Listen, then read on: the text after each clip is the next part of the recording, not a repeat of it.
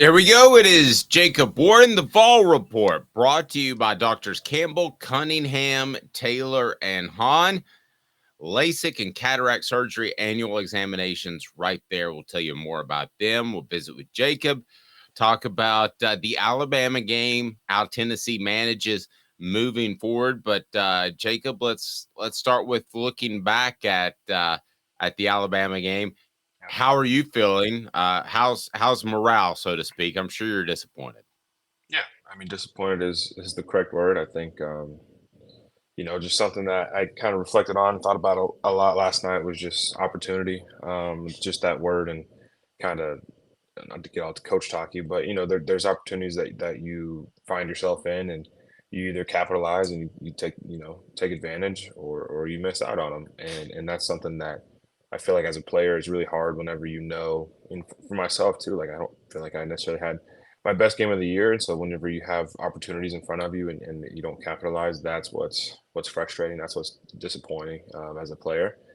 End of the day is you got to be real with yourself and with the team and everything, and just realize that we didn't play good enough in the second half. A lot of people talking about calls and about referees and about all these other things, but end of the days you don't want that stuff to even have any type of effect on the outcome of the game if you play the way that you're supposed to. So yeah, it's disappointing. Luckily, I was able to get out healthy. Obviously, the same way it is every single week in this league is you feel it, you're sore and you're tired, but I feel all right. Just disappointed, I think is the word. Okay, well, everybody is talking about officiating. As a Hmm. player, um, what are your thoughts on how an official can affect a game? I don't want to get you in any hot water of talking Yeah. about any official or any specific call, but just your thoughts on when that doesn't go your way, what your mindset has to be. Um, the mindset has to just be like truly, there's nothing you can do about it, right? All you can do about it is play your cleanest game, uh, be extremely focused on details of where your hands are and letting go of people earlier than you think you might need to, or whatever it may be. I think the biggest thing that I notice is with DBs, right? It changes the way that defensive backs have to play the game whenever things are kind of getting called pretty easily, or it's just a light penalty or a light tug or something here and there, and that completely changes the way that those guys think about man coverage and think about covering people and think about breaking up the ball. Is um, you know Rather than playing free and just going and just making plays, they're kind of playing scared to get a penalty or a flag or whatever it may be, and that's not at all how you want your defensive back to be playing. But yeah, you just have to, once you realize that that's kind of what's going on, is that things just aren't necessarily gonna be in your favor. You just have to start playing really clean and just focusing on the details and the fundamentals of what you got to do to play the game.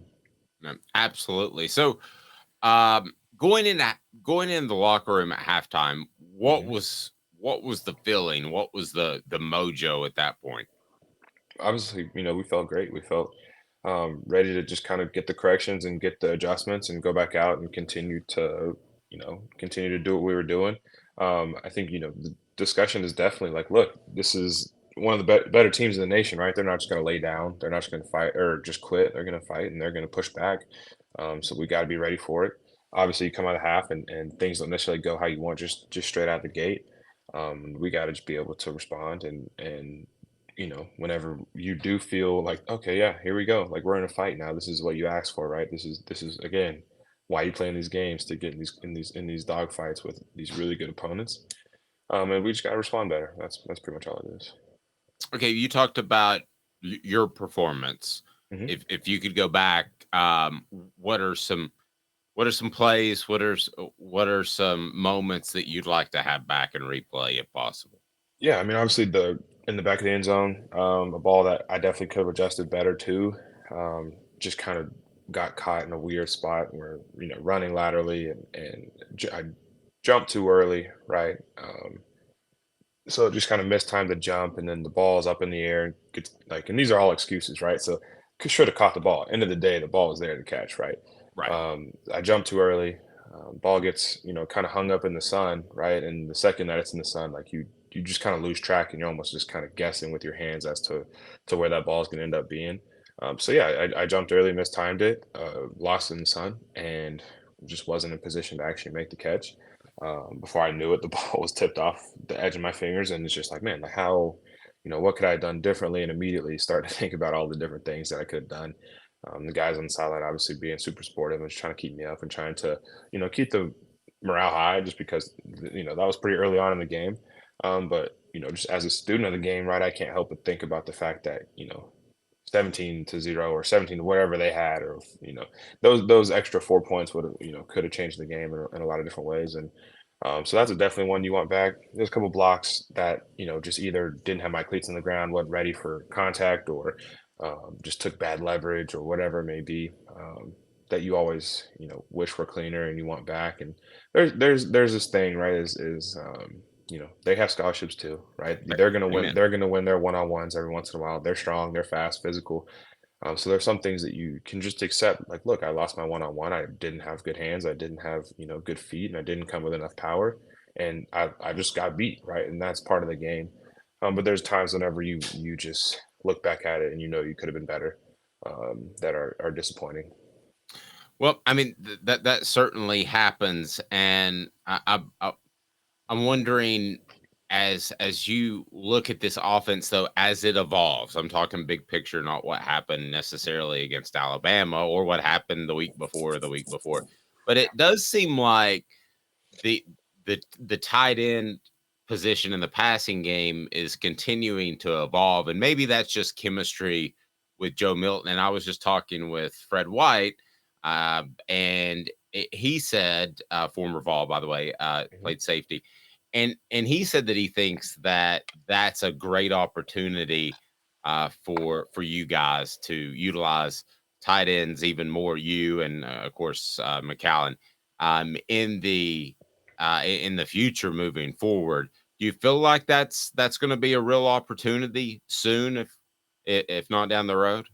Yeah, I mean, there's definitely, again, these big opportunities that, here and there. There's, a couple times in the red zone when McAllen had opportunities, and whether it was a holding or wasn't a holding, whether it was PI, not a PI, like there's just things that you kind of miss out on, that you only get so many chances down there and so many opportunities, which is why they're so valuable. But I definitely think that you definitely see more of an effort to try to get us the ball in that red zone area.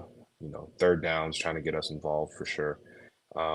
Just got to continue to develop, man, and continue to be ready for the opportunity. I think that we would definitely will be a big part in kind of what goes on these next few weeks as we wrap up the season.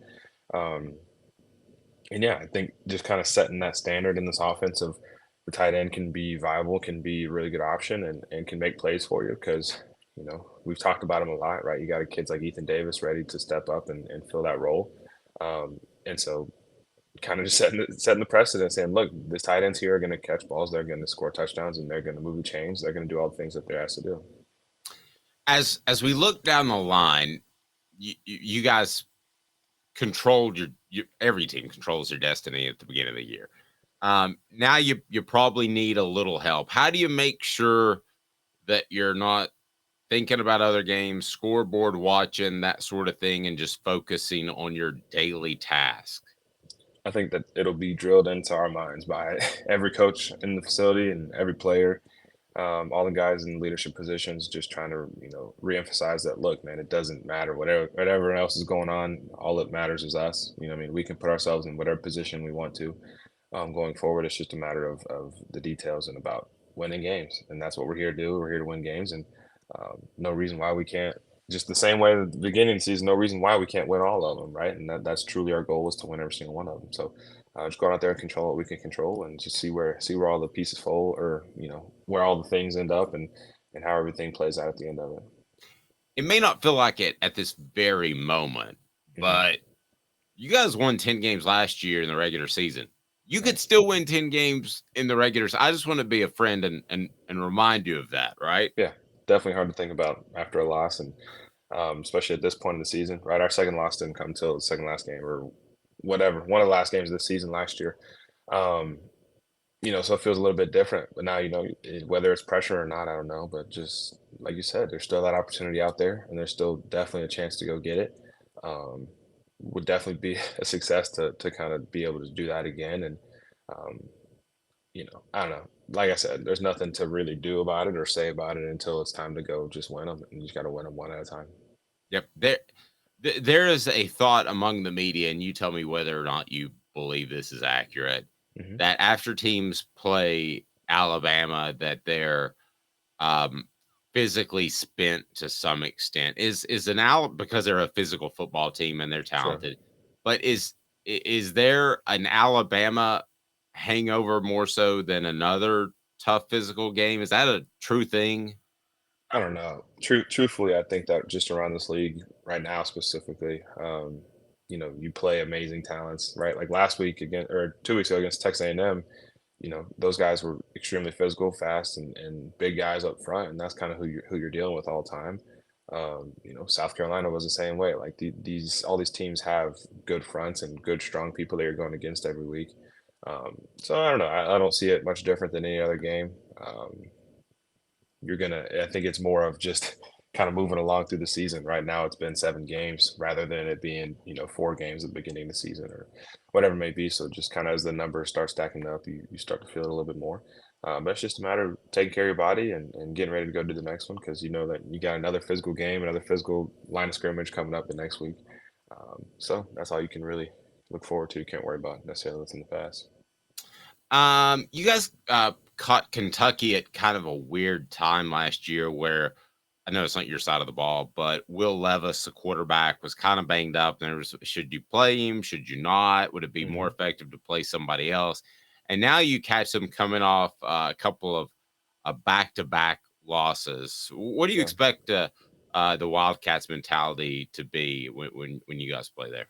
Yeah, this game is always big, man. It's always for some reason super not for some reason, right? They're SC team, but this game also always just is extremely competitive and extremely challenging. Just because some random reason why we both don't necessarily like each other. Not particularly our biggest rival in the SEC, but seems to always be a pretty big rivalry game, and we always get their best. They always get our best. So I don't think anything changes here. I think obviously them coming off a couple losses, us coming off a loss, everybody's going to be motivated and wanting to go out there and kind of get that better feeling in your mouth and kind of take it out on the other team pretty much, right? And be able to take out these frustrations that you have from losing games and stuff. So I think it'll be a great battle, and we'll get their best, and that's what you hope for. That's what you play for. And they really don't like you guys. I think they got like a chip on Mm, their shoulder for some reason. I agree. For some reason, I don't know why, but whatever. D- Does it get chippy in those games? Is it that type of game? Every game ends up chippy at some point. I think that's just the nature of dealing with 18 to 23-year-old kids is it's going to get chippy and guys are going to be talking back and forth and you just got to control your mind and control your attitude and try to treat people out there with as much respect as possible just because that's what I expect back, right? If I don't ever say nothing to you offensive or you're mean or whatever, then I wouldn't expect you to say nothing back. That's not always the case. But yeah, definitely probably looking forward to it being one of those where it's kind of some back and forth and just trying to control emotions will be a big part of it.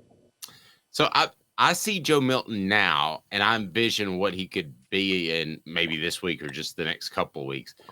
And if I'm a linebacker, the way he's running now, the way he can run, I don't know that I want any part of that. It makes the entire offense different, doesn't it? It does. Yeah, it changes the game, man. That was something that Hendon did really well last year was extend plays with his legs and add a whole element to the offensive.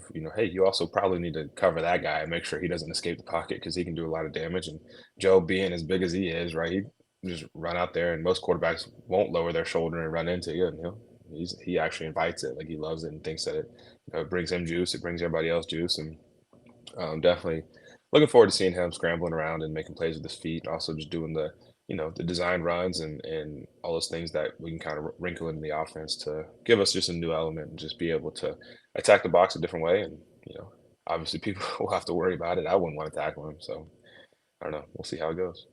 The Vol Report with Jacob Wharton brought to you by Doctors Campbell, Cunningham, Taylor, and Haun. Look at me. That's where I had my LASIK. No glasses, no contacts. They also do cataract surgery and your annual eye examinations. To learn more, go to ccteyes.com. That's ccteyes.com. And I also want to mention this about those doctors. They're local. They care for you. There's other LASIK offices that'll fly doctors in from Tampa. You might not even meet them until they're working on your eyes, and that's not what you want. So Doctors Campbell, Cunningham, Taylor, and Haun. Jacob, do you feel good about the leadership of this program? This team in particular, you had great leadership last year, and we're going to find out what the leadership's about now in tough times. How do you feel about it? Sure. Yeah, I think that this time more than any is when you kind of see guys step up and you see guys, um, if they weren't doing what they were supposed to be doing and leading guys and keeping the guys accountable, now is the time whenever it's super clear, right? Like you can't win games if you're not, all together and playing as one and supporting each other, backing each other up. And so I think, yeah, now more than ever, you'll definitely see that come out and guys like myself that need to take big steps to, just make sure that everybody's okay, right? Make sure like you said earlier, that the morale is up and guys are still, pushing towards the goal and understanding that everything's still out in front of us, and it's just a matter of are we willing to go take it? We're willing to put in the work and continue doing the things that are helping us be successful and stop doing things that are hurting us and keeping us from being successful. So that's just kind of the driving point. We'll all meet, we'll all come together, and we'll all talk about how we're going to lead our individual groups, and from there, it's just a matter of going and doing it. Here's something positive. You got Kentucky in October instead of November, because every game I covered in Lexington was absolutely frigid, freezing, and awful when it was the next to last game of the season. Awful. Man, I am so happy that it's not in November this time, man. And I was talking about it with our dietitian, and we were just talking about the game this weekend and everything. And I asked him if he knew how the weather was going to be. He said it was supposed to be, in the 60s, right? It'll be a night game, so it'll probably get down in the 50s. But that's how it's been here in the mornings every time when we're practicing too. So kind of just getting used to that. And first of all, not having to go down to Alabama where it's 80 something degrees, but second of all, not having to be on the sideline freezing cold until you get to go back in the game will definitely be nice. It'll be the first time I've ever been in Kroger Field and not been freezing my butt off. So yeah, aisle number 2 needs more winter coats at Kroger Field. I was actually in a press box one time where the heater was blowing on the glass and it was so cold outside that the temperature contrast, the whole glass pane in the press box exploded. Oh my goodness. Yeah. Wow. So I had to get a new seat. Yeah. He is Jacob Warren. I'm Dave Hooker. The Vol Report brought to you again by Doctors Campbell, Cunningham, Taylor, and Haun. We absolutely love them because it's local vision. And when it comes to LASIK or contacts, enjoy life better when you see better. Also, those annual examinations. For Jacob Warren, I'm Dave Hooker. This has been a presentation of Off the Hook Sports.